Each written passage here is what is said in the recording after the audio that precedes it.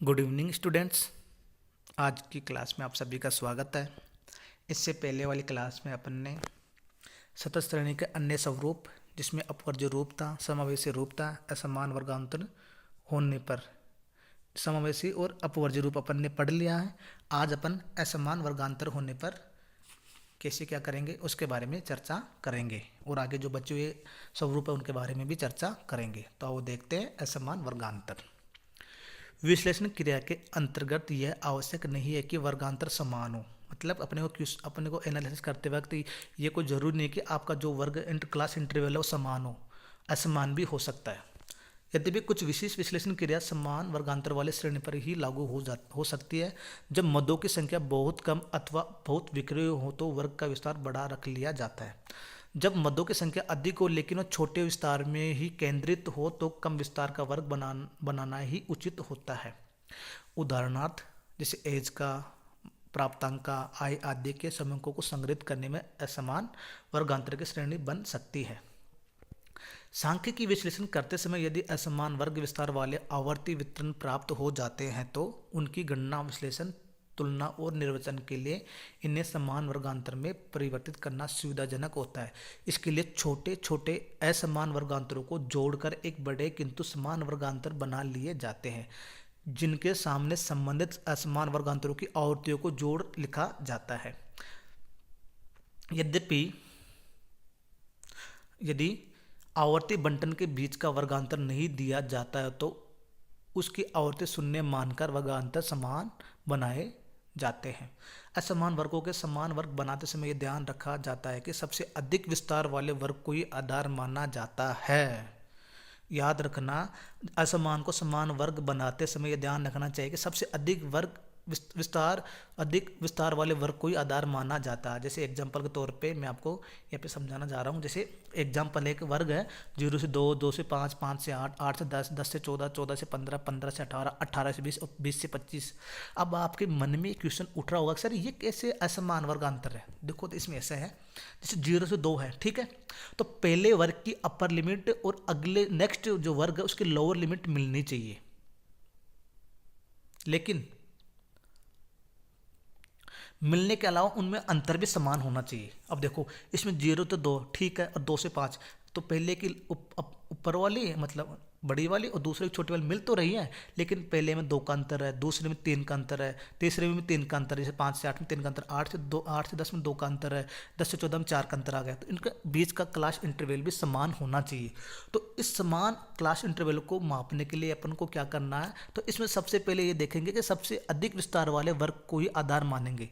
तो सबसे अधिक वाला विस्तार कौन सा है, 20 से 25 वाला है। और इन दोनों, क्योंकि इन दोनों के बीच में ही 5 का अंतर है, बाकी सब में किसी में 3 का है, किसी में 2 का है, किसी में 4 का अंतर है। समझ में आ गया।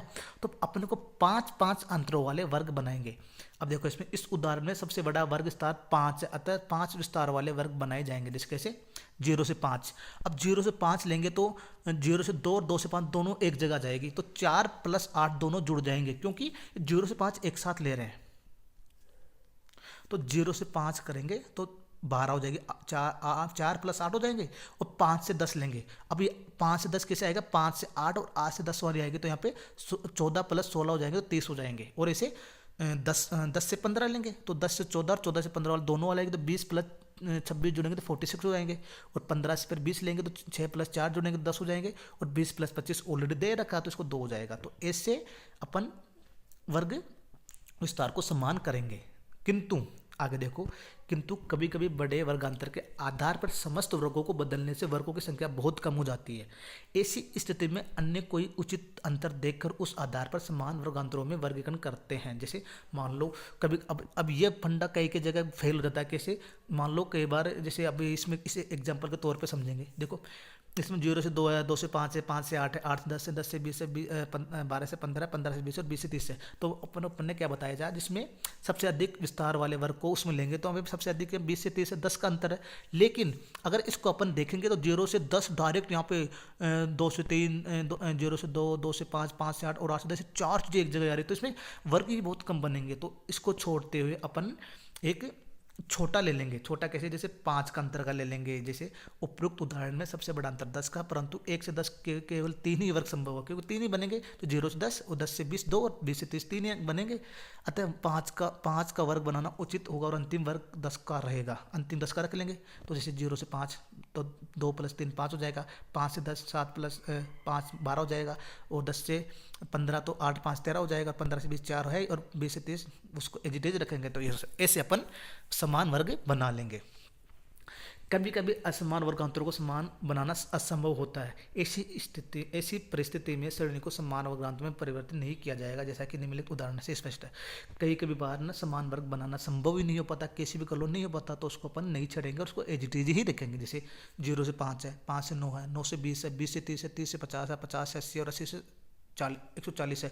अब देखो इसमें सबसे बड़ा वर्ग अंतर तो 40 का आ रहा है, लेकिन यहाँ से 0 से 40 कहाँ तक लेंगे तो बन ही नहीं पाती, मतलब समान श्रेणी बनेगी नहीं, तो इसको छोड़ देंगे। इसमें ये कहा गया है कि यहाँ 40 वर्गांतर वाले वर्ग बनाना संभव नहीं है, अतः इस श्रेणी को समान वर्गांतर में परिवर्तित नहीं किया जाएगा। अब अगला है सदस्य श्रेणी का अगला सा रूप है मध्य मूल्यों से वर्ग बनाना, कंस्ट्रक्शन ऑफ कंटिन्यूस सीरीज। इसमें क्या करते हैं, जब प्रश्न में मध्य मूल्य या केंद्रीय माप mid value of centre size दिया हो तो ऐसे प्रश्नों को हल करने से पूर्व प्रत्येक वर्ग की अधर व उच्च सीमाओं का निर्धारण कर लेना चाहिए। इन सीमाओं को निम्न प्रकार याद किया जाएगा। पहले से मध्य मूल्य में समान अंतर होने पर, यदि मध्य मूल्य में समान अंतर होता है, जैसे 5 10 15 20 25 30 ऐसे होता है। इस आगे इसको एग्जाम्पल के तौर पर भी समझेंगे, पहले अपन थ्योरी कर लेते हैं। प्रस्तुत मध्य मूल्यों या केंद्रीय मापों में यदि अंतर समान है तो निम्नलिखित प्रक्रिया अपनाएंगे। अगर मध्य मूल्यों में अंतर समान है तो इस प्रक्रिया से सोल्व करेंगे। इसमें पहला है मध्य मूल्यों का अंतर याद करेंगे कि मध्य मूल्य में कितना अंतर है। दूसरा है उपयुक्त अंतर को 2 से विभाजित कर आधा अंतर याद करना वर्ग, और उस अंतर को 2 से डिवाइड कर लेंगे और उसका आधा अंतर याद कर लेंगे। प्रत्येक मध्य मूल्य में से आधा अंतर घटा देने पर उसे वर्ग की निम्न सीमा तथा उसमें आधा अंतर जोड़ने पर उस वर्ग की अपर सीमा प्राप्त हो जाएगी। ये करेंगे। जैसे सूत्र क्या है, सूत्र है L1 में मिड वैल्यू माइनस I/2 और L2 mid value plus I/2। I means class interval में उसमें अंतर कितने का है। देखो इसमें कैसे निकालेंगे। मिड वैल्यू यहाँ पे देख रही है 5 15 25 30 और 45 ये दे रखा है, ठीक है। फ्रीक्वेंसी 2 3 5 4 है। क्लास इंटरवल, अब देखो मध्य मूल्य में अंतर कितने का है,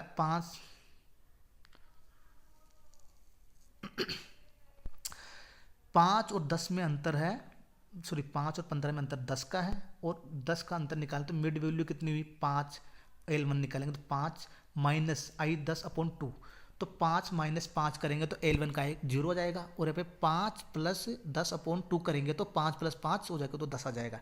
ऐसे ही 15 और 25 में अंतर कितने का, 10 का है, तो इसे 15 माइनस 5 करेंगे तो 10 आ जाएगा, और L2 15 प्लस 5 करेंगे तो 20 आ जाएगा। तो ऐसे कैसे करते हैं अपने वर्ग विस्तार निकाल लेंगे। तो 0 से 10 हो जाएगा, 10 से 20 आ जाएगा, 20 से 30 आ जाएगा, 30 से 40 आ जाएगा, 40 से 50 आ जाएगा।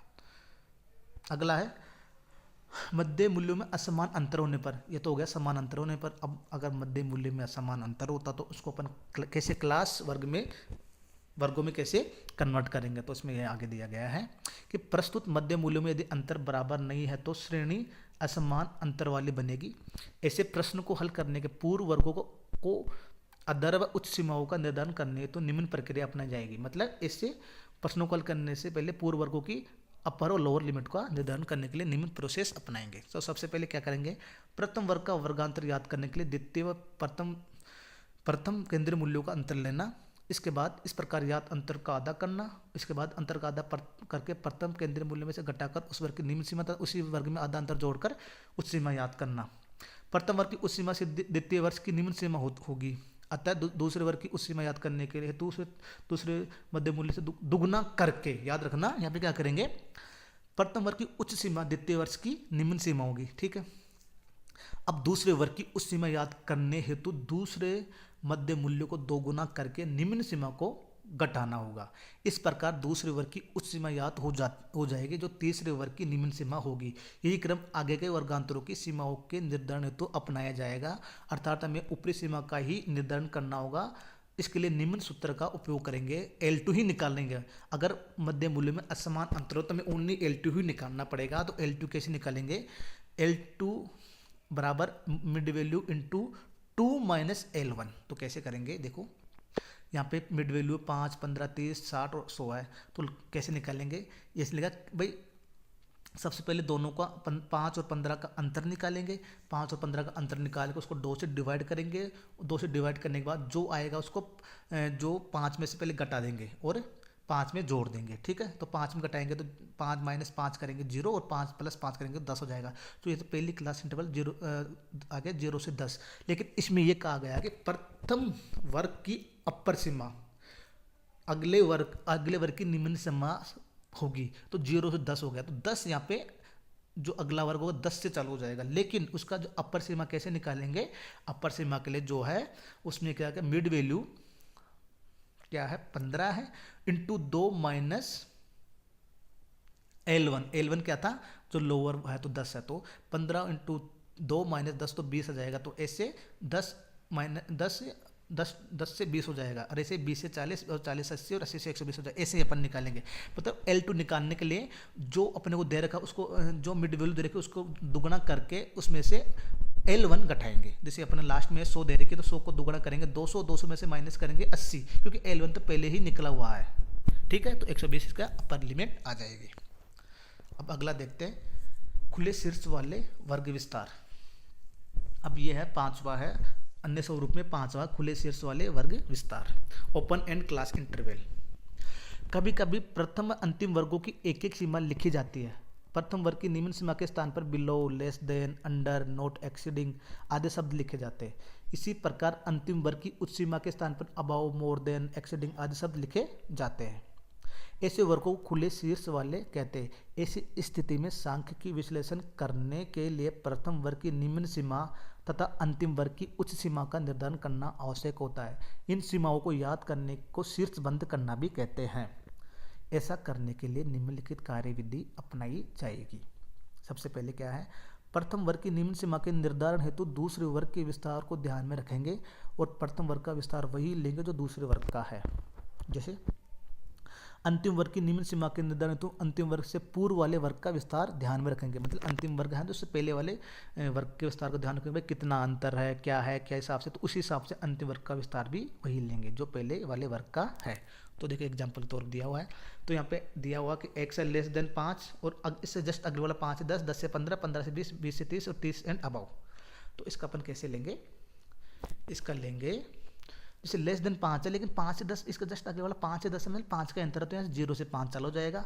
और 30 एंड अबाउ, 30 एंड अबाउ से पहले वाला वर्ग विस्तार 20 से 30 है, मतलब 10 का अंतर हो तो 30 एंड 40 हो जाएगा। अब देखो, और दूसरा है इसमें क्या रखा है कि पहला एग्जाम्पल उसमें कह रहा है मैं प्रथम वर्ग की अदर सीमा 0 क्योंकि दूसरे वर्ग विस्तार का विस्तार भी 5 है। इसी प्रकार इसके अंतिम वर्ग की ऊपरी सीमा 40 होगी रखी जाएगी क्योंकि इससे पूर्व वाले वर्ग का विस्तार 10 है। मतलब 20 से 30 में 10 का अंतर हो, 30 से 40 में 10 का अंतर कर दो, 30 प्लस 10 जोड़ेंगे तो 40 आ जाएगा, 23 से 40 हो जाएगा। ये तो पहला एग्जाम्पल हो गया।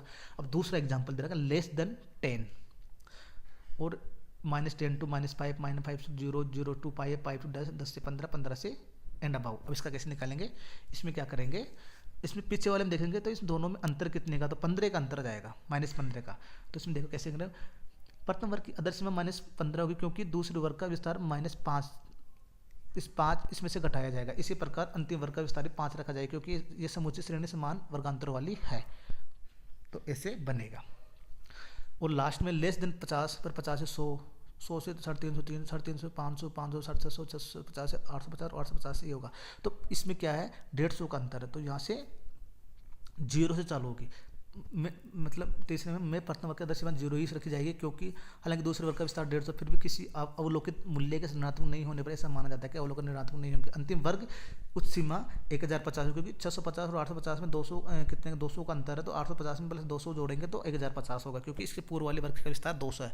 सिरे बांधकर वर्गांतर निम्न प्रकार लिखा जा सकता है। देखो इसमें वर्गांतर इस हिसाब से लिखेंगे जो अपन ने निकाला है। ठीक है, आगे चलते हैं। आगे के आपको एक एग्जांपल दिया हुआ है 3.7, इसको आपको करके यहाँ पे सेंड करना है। और लास्ट स्वरूप है संचयी आवर्तियाँ। जब एक श्रेणी के विभिन्न वर्गों की आवर्तियों को क्रम में जोड़ते हैं तो उसे संचयी आवर्तियां कहते हैं। ऐसी स्थिति में प्रत्येक वर्ग की एक ही सीमा अर्थात अदर या उच्च सीमा लिखी जाती है। उच्च सीमा अपर लिमिट के आधार पर संचयी आवर्तियां लिखते समय बिलो, लेस देन, अंडर और नॉट एक्सीडिंग में से किसी भी एक शब्द का प्रयोग करते हैं। इसके विपरीत यदि वर्ग की निम्न सीमा लोअर लिमिट के आधार पर संचयी आवर्तियां बनाई जाए तो above, more than, over, exceeding आदि में से किसी भी एक शब्द का प्रयोग किया जाता है। देखो, साधारण आवर्ती से संचयी आवर्ती बनाना, अब ये नॉर्मल डिस्ट्रीब्यूशन से फ्रीक्वेंसी डिस्ट्रीब्यूशन में बनाना कैसे बनाते हैं, बिफोर शुड बिलो और लेस देन के आधार पर। जैसे 0 से 10, 10 से 20, 20 से 30, 30 से 40, 40 से 50। इसको कैसे बनाएंगे, बिलो 10 से कम, 20 से कम, 30 से कम, 40 से कम और 50 से कम। तो क्या करेंगे, 10 से कम क्या है, 5 ही फ्रीक्वेंसी है। लेकिन 20 से कम क्या क्या है, 20 से कम में 0 से 10 से कम वाली में 20 से कम वाली, तो 5 + 7 दोनों हो जाएंगे तो 12 हो जाएगा। 30 से कम में 3 हो जाएंगी तो 12 + 9 करेंगे तो 21 हो जाएगा। और 40 से कम में 21 + 5 करेंगे तो 26 हो जाएगा। और 50 से कम में सारी आ जाएगी तो 26 + 4 करेंगे तो 30 हो जाएगा। तो ऐसे कम्युनिटी फ्रीक्वेंसी बन जाएगी तो 5, 12, 23, 26 और 30। तो अरे कैसे बन जाएगी, below 10, below 20, below 30, below 40, below 50। अब देखो ये तो हो गया बिलो और लेस देन का। अब देखते हैं अबाव और मोर देन के आधार पर। अबाव और मोर देन के आधार पर कैसे करेंगे, देखो 0, 10, 10 से 20, तो यहाँ से अबाव 0, अबाव 10, 20 से ज़्यादा, 30 से ज़्यादा, 40 से ज़्यादा, ऐसे करेंगे। तो देखो कैसे करेंगे, 0 से ज़्यादा सब पूरी फ्रिक्वेंसी को जोड़ लेंगे, बस उल्टा हो जाएगा इसका। जैसे 5, 7, 9, 5, 4 को जोड़ेंगे 23 आएगा। लेकिन और 10 से ज़्यादा तो इसमें से 5, 30 में से 5 घटाएंगे 25 आएगा। 20 से ज़्यादा में 25 में से 7 घटाएंगे तो 18 जाएगा। और 30 से ज़्यादा में 18 में से 9 घटाएंगे तो 9 जाएगा। और 40 से ज़्यादा में ओनली एक फ्रिक्वेंसी बचेगी, वो है 4, तो 9 में से 5 घटाएंगे तो 5 आएगा। तो इसे मोर देन हो जाएगा। समझे बात। और ये तो हो गई साधारण आवर्ती को संचयी आवर्ती में परिवर्तित करना। और सेकंड ऑप्शन है संचयी आवर्ती को साधारण आवर्ती में कन्वर्ट करना। इसको अपन देखते हैं। बिलो और लेस देन होने की स्थिति में, जैसे 10 से कम, 20 से कम, 30 से कम, 40 से कम, 50 से कम, तो इसमें 5, 12, 21, 26, 30। तो इसमें अब इसको क्लास इंटरवल में चेंज करेंगे तो 0 से 10, 10 से 20, 20 से 30, 30 से 40, 40 से 50, इससे करेंगे, ठीक है। लेकिन अब 5 और 5 दो 0, 10 में 5 हो जाएगा। लेकिन 12 में से 5 घटाएंगे तो 7 आएगा, 21 में 12 घटाएंगे तो 9 आ जाएगा, 26 में 21 घटाएंगे तो 5 आएगा, 23 में 26 घटाएंगे तो 4 आ जाएगा। तो ऐसी फ्रीक्वेंसी बन जाएगी। संचयी आवर्ती से साधारण आवर्ती याद करते समय उस वर्ग की CF मतलब संचयी फ्रीक्वेंसी में से पिछले वर्ग की संचयी आवर्तियों को घटाते जाते हैं। मतलब CF में से पिछले वर्ग की आवर्तियों को घटाते हुए जाते हैं। अब यहाँ पे अबाव और मोर देन होने की स्थिति में क्या करेंगे, जैसे 0 ज़्यादा, 10 से ज़्यादा, 20 से ज़्यादा, 30 से ज़्यादा, 40 से ज़्यादा, तो इसमें क्या करेंगे, 0 से 10, 30 में से घटाएंगे 25, 10 से 20, 25 में घटाएंगे 18, 20 से 30 में 18 में घटाएंगे 9, और 30 से 40 में 9 में घटाएंगे 4, और 40 से 50 में 4 का 4 बचेगा। संचयी आवर्ती से साधारण आवर्ती करते समय उस वर्ग की संचयी आवर्ती में से अगले वर्ग की संचयी आवर्तियों को घटाते जाते हैं। अब देखो कोई टिप्पणी दे रखी है, जिस वर्ग के सामने संचयी आवर्ती लिखी जाती है उसमें पूर्व की सभी वर्गों की आवर्तियों का योग है जिसमें उस वर्ग की आवर्ती भी सम्मिलित होती है जिससे सामने संचयी आवर्ती लिखी जाती है। से कम वितरण में मतलब लेस देन में संचयी आवर्ती वर्ग की ऊपरी सीमा के सामने लिखी जाती है, जबकि से ज़्यादा श्रेणी की दशा में निम्न सीमा के सामने लिखी जाती है। जब संचयी आवर्ती के सामने आवर्तियों के बदला जाता है तो उस वर्ग की CF में से पूर्व वर्ग की CF घटाई जाती है। तो आज अपन ने वो व्यक्तिगत श्रेणी, खंडित और सतत श्रेणी के बारे में ढंग से पढ़ लिया। सतत श्रेणी के बहुत से प्रकारों के बारे में आपको बताया कि किस हिसाब से अब क्वेश्चन चाहे कैसा बन के आप सोल्व कर लोगे, चाहे कैसी भी श्रेणी बन के आए उसको समान अंतराल में आप उसको अरेंज कर लोगे। अब आगे अपन आपको हम टेबुलेशन के बारे में बताएंगे, अगली क्लास में सारणीयन के बारे में चर्चा करेंगे। धन्यवाद। आप सभी को जो भी एग्जाम्पल्स दिए वो करके रखना है ताकि आपके जो भी डाउट है वो समय पर हो जाए, क्लियर हो जाए, ताकि आपको आगे क्वेश्चन करने में, एग्जाम में क्वेश्चन सोल्व करने में प्रॉब्लम ना आए। धन्यवाद।